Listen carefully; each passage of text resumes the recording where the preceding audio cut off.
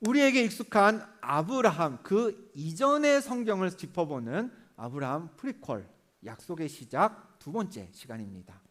지난주에 우리는 노아의 아들인 셈부터 아브라함의 아버지인 데라까지의 족보를 살폈습니다.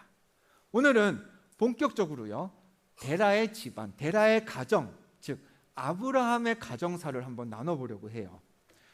우리가 지난주 살폈던 족보는 끝이 이렇게 끝났었습니다. 지난주에 본문으로 읽었던 말씀이죠. 데라는 70세에 아브람과 나홀과 하란을 낳았더라. 우리 마지막 찬양처럼 아브라함의 원래 이름은 뭐였어요? 아브람이었어요. 그 이름을 하나님이 나중에 창세기 17장에서 아브라함으로 바꿔주신 겁니다. 오늘 본문에는 아브람으로 나옵니다. 자, 이 말씀이 드러내는 것처럼 데라에게는 아들이 몇 명 있었나요? 3명의 아들이 있었습니다. 근데 조금 전 읽은 말씀에는 데라가 70세의 아들을 낳았다 그랬어요. 물론 70세에 요 세 아들을 낳았다라는 이 표현이 70세에 세 쌍둥이를 동시에 다 낳았다라는 건 아닙니다. 창세기 말씀은 특별히 11장, 12장 이후의 말씀은 누구의 이야기예요?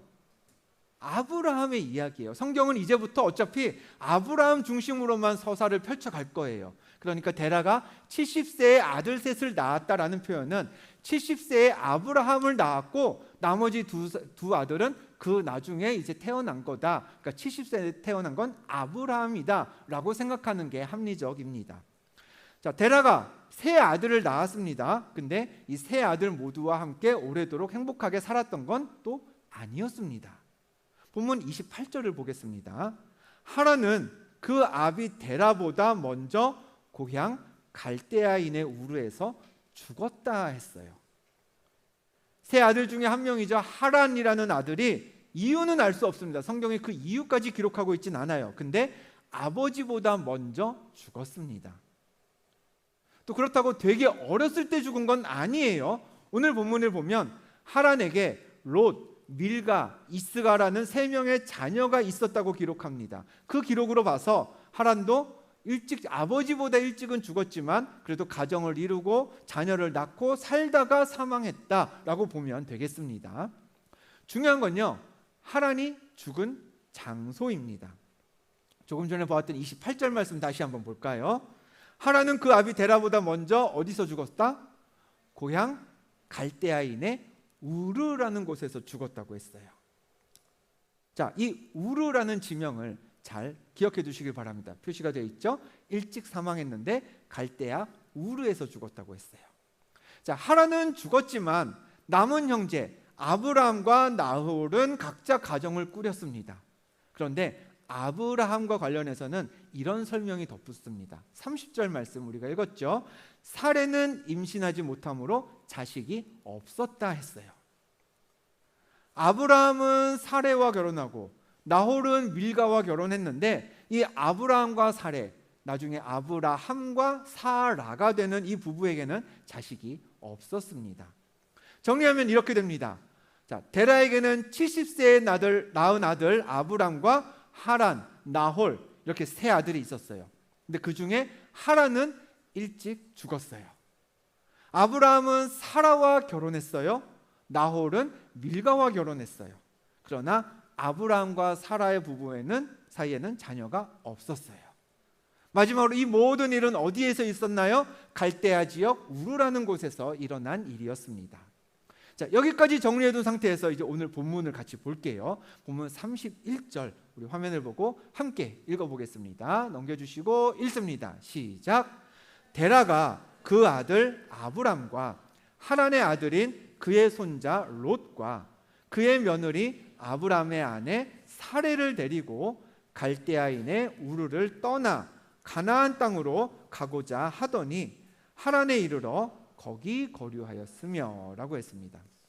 데라가 이민을 결정했어요. 분명히 말씀드립니다. 그냥 이사가 아니라 이민입니다. 왜 이민인지는 조금 이따가 설명드릴게요. 자, 이민을 결심한 데라가 누구랑 같이 갔다고 했나요?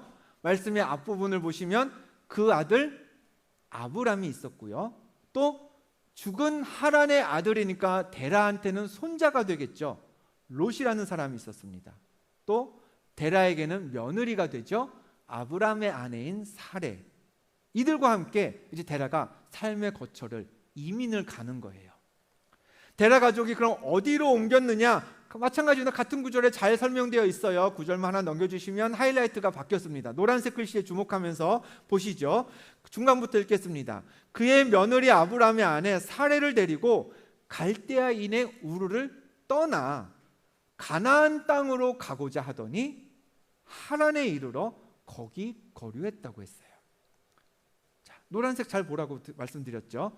데라가 원래 살던 곳이 어디다? 갈대아인의 지역 우르예요. 아까 확인한 대로 거기서 세 아들 중에 한 명인 하란이 죽었습니다. 그래서 우르를 떠나 가고자 했던 목적지가 어디예요? 가나안이라고 쓰여져 있습니다. 그런데 데라는 가나안으로 가고자 하다가 하란이라는 곳에 이르러 거기에, 즉 하란에 거류했다, 살았다라고 기록되어 있어요. 자, 이쯤 되면 이제 슬슬 머리가 아파와야 됩니다. 아니 목사님, 아까 데라의 아들 하란 일찍 죽었다면서요. 맞아요. 근데 또 뭐가 나와요? 하란이 나와요. 아까 언급한 하란은 사람 이름입니다. 데라의 아들 중에 한 명, 사람이에요. 근데 지금 여러분이 보시는 자막에 나오는 하란은 뭐예요? 사람이 아니라 도시 이름이에요. 지명이에요. 참 불편하죠. 뭐 이렇게 헷갈리는지. 지도를 보여드리겠습니다. 네, 저 오른쪽 끝에 1번이라고 표기 된데 우르, 표현도 아주 간단해요. UR, 스펠링 그냥 두 개예요. 1번이라고 표기된 곳이 갈대아 우르입니다. 저 우르를 떠나서 데라 일행의 목적지는 어디예요? 3번 가나안이었어요. 1번에서 3번까지 가려면 어떻게 가요? 직선으로 그냥 쭉 가면 돼요. 근데 거기는 뭐예요? 보시면 아시겠지만 그냥 사막이에요. 아무것도 없어요. 그럼 저 사막길을 저렇게 관통해서 직선으로 가느니 무슨 길이 낫겠어요? 강 따라 물 주변을 돌면서 조금 돌지만 물길 따라가는 게 훨씬 수월한 여행이 될 겁니다. 제가 아까 이사가 아니라 이민이라 말씀드린 이유를 아시겠어요? 1번 우르는 지금의 이라크, 쿠웨이트하고 맞닿아 있는 이라크 남부 지역입니다.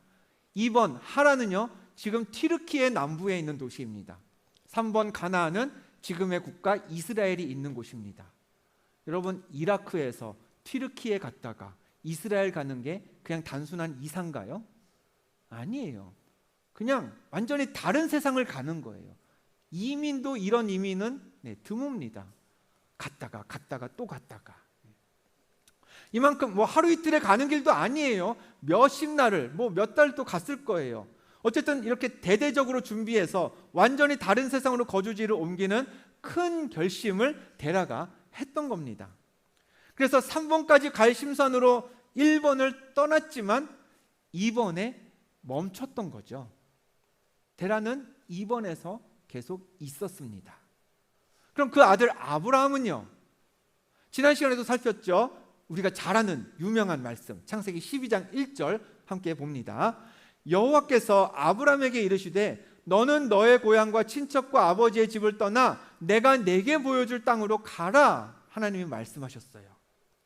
하나님이 아브라함에게 가라고 하신 곳은 하나님이 너에게 보여줄 땅이라고 하셨습니다. 즉 어디예요? 아까 지도에서 보면 3번 가나안이었던 거죠. 가나안까지 계속 가라고 하나님이 아브라함을 쪼신 거예요.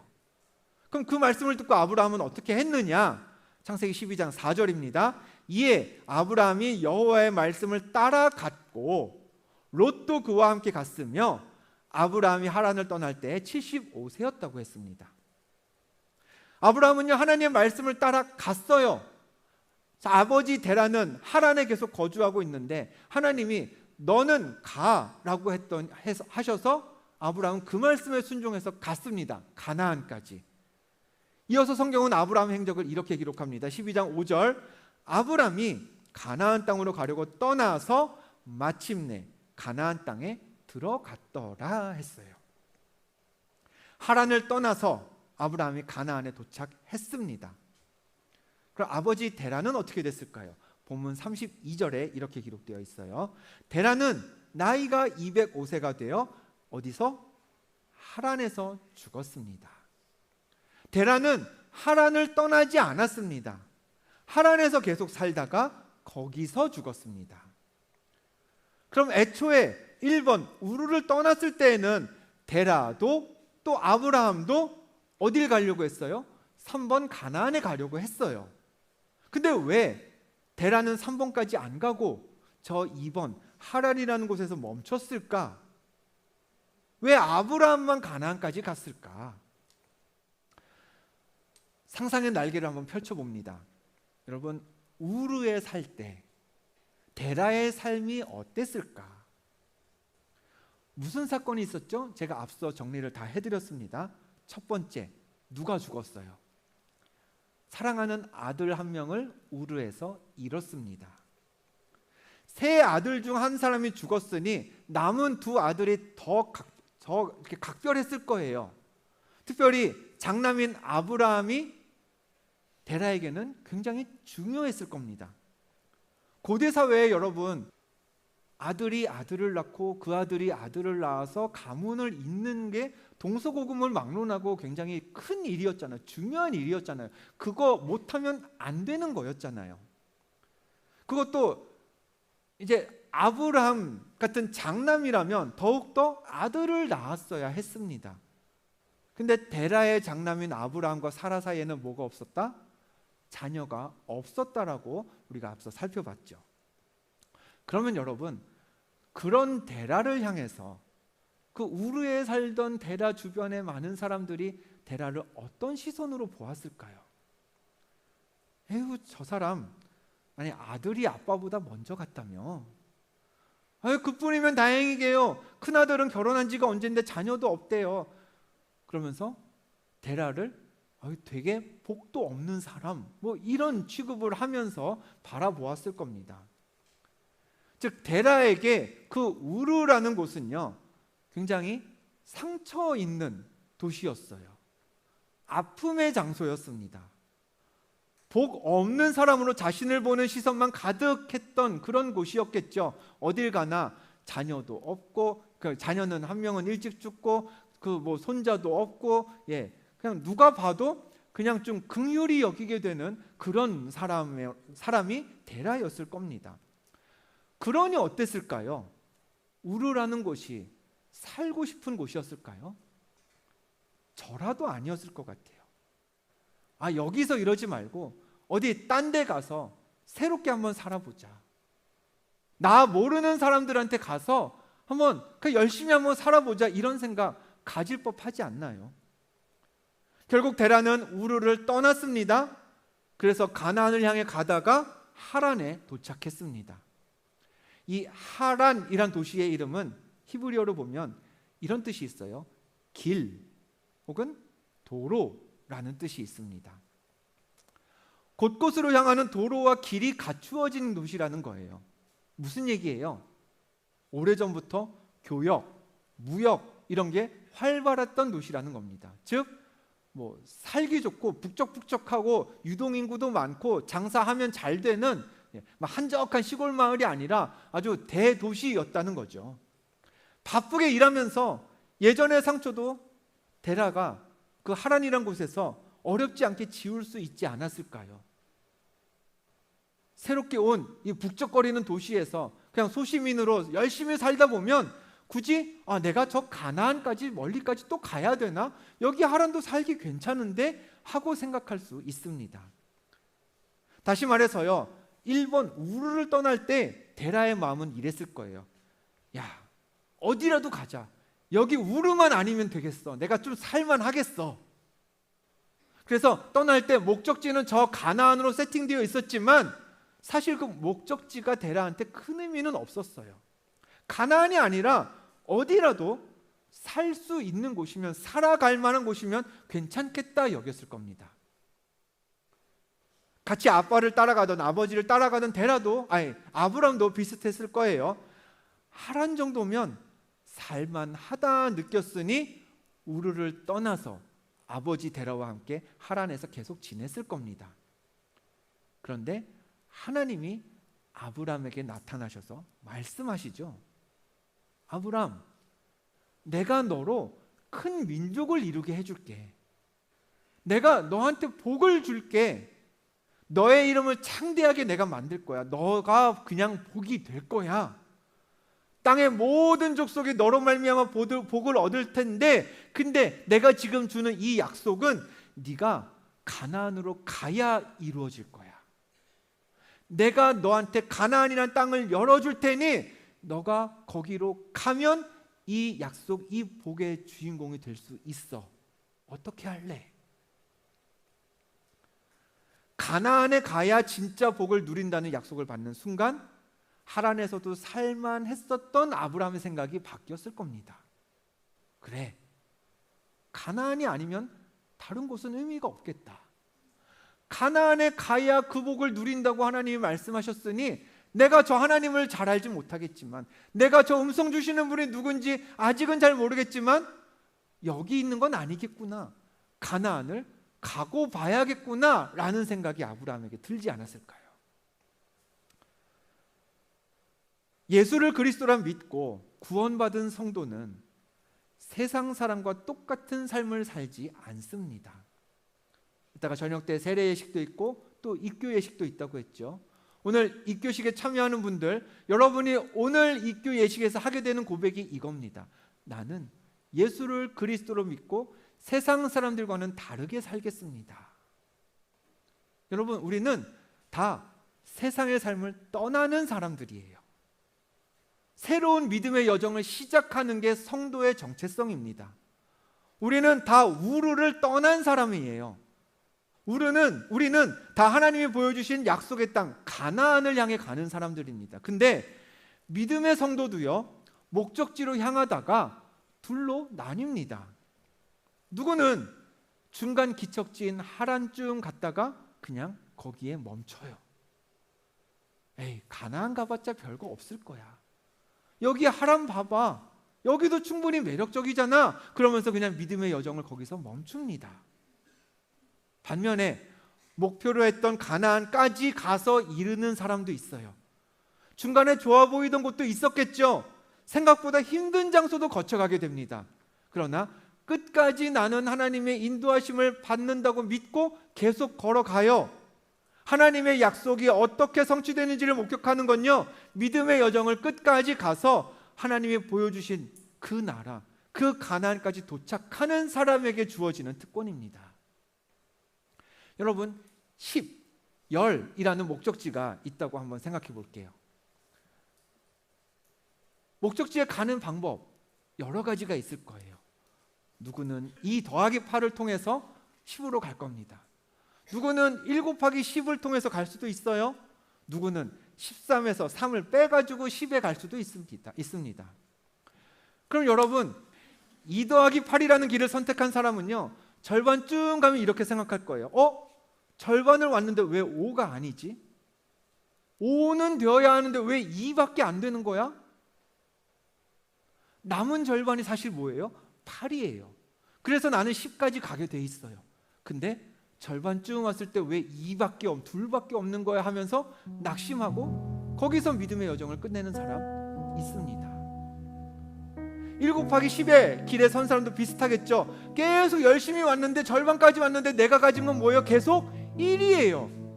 근데 조금 더 가면 그게 10으로 부스트업 되는데 그걸 모르고 왜 난 늘 1에만 있는 거야 하면서 예수 믿어도 성도로 살아도 별로 달라질 거 없네 하면서 믿음의 여정을 거기서 끝냅니다. 13 빼기 3이라는 길을 가는 사람 어떨까요? 나는 10을 향해 가고 있는데 와, 갑자기 나한테 13, 13이 생겼네. 야, 이걸로도 충분하잖아. 다 이뤘네. 이루고도 남았네. 더 갈 필요도 없겠네.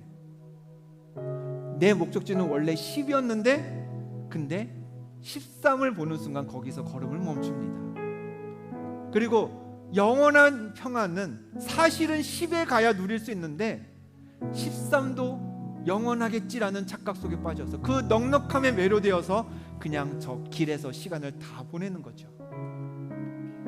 목적지는 하나여도요, 여러분, 길은 여럿입니다. 그리고 그 길의 모양과 특징은 다 달라요. 출발하기 전에는 어때요, 여러분?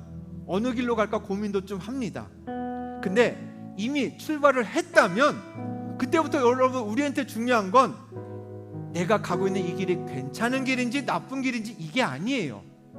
생각해 보세요. 내비게이션으로 목적지를 찍어요. 어딜 가야 되는데 목적지 찍습니다. 찍으면은 내비게이션이 길 하나만 보여주진 않아요. A라는 고속도로로 가는 길은 A고, 또 국도로 가는 길은 B고, 최단 거리는 어디고, 무료로 가는 길은 D, 이 어떻게 가면 되고, 여러 가지 옵션을 보여줍니다. 그럼 출발하기 전에는 운전하는 사람은 고민해요. A로 갈까 B로 갈까? 오늘 C 여기가 더 가까울 것 같은데 고민은 하죠. 근데 여러분 A, B, C, D 어디를 고르든 일단 출발했다고 봅시다. 출발했는데 갑자기 길이 막히네요. 막 도착 예정 시간이 기하급수적으로 막 늘어나요. 그럼 여러분 이미 출발한 그 사람이 길 잘못 선택했다고 해서 다시 돌아가나요? 막혀도 난 이미 출발했으니 그 길 그냥 계속 갑니다. 어쩔 수 없어요. 즉 출발했다면, 출발하기 전에는 길에 대해서 고민하지만 출발했다면 그 다음부터 중요한 건 내가 가는 그 길이 좋은 길인지 나쁜 길인지가 아니라 어떻게 해서든 조금 참아서라든 조금 기다려서라도 조금 늦더라도 목적지에 가는 게 출발한 사람한테는 진짜 중요한 겁니다. 신앙생활하는 우리는 서 있는 길은 다 달라요. 지난주에 말씀드렸죠. 누구는 아르박삿, 치유와 회복을 경험하면서 길을 갑니다. 누구는 벨렉, 나눔과 분열로 고달퍼합니다. 누구는 스룩, 포도 열매를 맺으면서 길을 가요. 근데 누구는 나홀, 거친 숨을 막 헐떡이면서 힘들어합니다. 그러나 하나님은 어느 길에 섰는지로 우리를 판단하지 않으세요. 하나님의 판단 기준은 다른 겁니다. 우리가 어느 길에 있든 그 길을 끝까지 가면서 영원한 생명이 허락된 하나님 나라에, 하나님 우리에게 보게 하신 그곳에 도착하는지 못하는지, 그게 우리를 판단하는 하나님의 기준입니다. 오늘 말씀의 제목 여정의식이라고 정해봤습니다. 여러분 예수 믿고 구원받은 우리는 반복해서 말씀드려요. 다 길을 떠난 사람들입니다. 세상 사람들이 가는 그 길 가지 않고 나는 믿음의 여정을 가나안을 향해서 가겠다고 이미 우리는 출발한 사람들이에요. 우리가 구원받은 하나님의 자녀로 이 땅을 살아갈 때 우리가 서로가 다 서 있는 길은 다를 겁니다. 그러나 그 다른 길이 내가 누구인지를 말해주지 않아요. 내가 좀 좋은 길에 서 있다고 해서 내가 잘난 게 아니에요. 내가 좀 불편한 길에 서 있다고 해서 여러분이 부족한 게 아닙니다. 우리는 그냥 그 길을 지나가는 순례자일 뿐이에요. 순례자가 할 일은 하나입니다. 목적지까지 가는 거예요. 영원한 생명이 보장되어 있는 그 하나님 나라에 이를 때까지 멈추지 않고 나는 여전히 인생의 여정 중에 있음을 기억하면서 계속 목적지까지 가는 게 우리의 할 일입니다. 길은요, 나를 목적지까지 가도록 만들어준다, 그 의미면 충분합니다. 여러분 지금 어느 길에 서 있든지 그 길에 너무 큰 의미를 두지 않으시기를 바랍니다. 길이 너무 좋았어요. 데라는 하란이라는 그곳이 너무 좋았어요. 그런데 그렇게 하란에서, 길 위에서 평생을 보냈던 하란의 데라의 마지막에 어땠는지 아세요? 32절 보시면요, 데라는 205세가 되어서 하란에서 죽었더라 라는 말씀으로 그냥 끝나요. 그게 데라에 대한 마지막 기록이에요. 뭐 잘했다, 생전에 뭘 이루었다, 하나님께 어떤 영광을 돌렸다, 후대에게 어떤 영향을 미쳤다, 하나도 없어요. 그냥 그 혼자 200세 넘도록 살다가 죽은 거예요. 길 위에서 끝나는 인생은 그렇습니다. 그런데 목적지까지 간 인생, 아브라함의 인생은 어떤가요? 앞으로 살펴볼 창세기 12장, 그리고 그 이후의 성경의 기록이 우리한테 알려주지 않나요? 아브라함과 그 아들 이삭과 그 아들 야곱과 그 아들 요셉, 그리고 그 가문에서 태어난 우리의 구세주 예수 그리스도까지 하나님이 목적지까지 간 사람을 대대로 어떻게 쓰셨는지가 이 성경에 다 드러나 있습니다. 길 위에서 끝난 인생과 목적지까지 간 인생은 그렇게 차이가 나는 겁니다. 아브라함처럼 하나님이 반겨주실 그 나라, 그곳에 이를 때까지 믿음의 여정 멈추지 않는 미라클 기독교의 모든 청년들 되시기를 주님의 이름으로 축복합니다. 지금 서 있는 길에 낙심하지 마세요. 지금 서 있는 길이 좋다고 너무 자만하지 마세요. 거기에 너무 오래 계시지 마세요. 우리가 갈 곳은 아주 앞에 있습니다. 하나님은 우리를 계속 이동시키시면서 하나님의 나라에서 우리를 만나기를 원하십니다. 그 하나님이 우리를 부르시는 그곳까지 같이 계속해서 걸어가는 순례자, 우리 미라클 기독교의 모두가 되기를 주님의 이름으로 다시 한번 축복합니다.